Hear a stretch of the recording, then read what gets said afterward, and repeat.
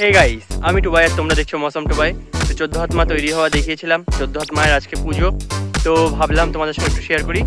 পুজো শেষেই আমি যাব, গিয়ে যাতে ফাঁকা থাকে ভিডিওটা যাতে তুলতে পারি। আর মেলাও বসছে, এখনও সম্পূর্ণ বসেনি। তো ভিডিও শেষ পর্যন্ত দেখো। ভিডিও ভালো লাগলে লাইক, বেশি বেশি করে শেয়ার আর সাবস্ক্রাইব করে নেবে। পাশে থাকা বেল আইকনটি দাবিয়ে দিও। তো বেশি কথা না বলে আজকে ভিডিওটি শুরু করা যাক।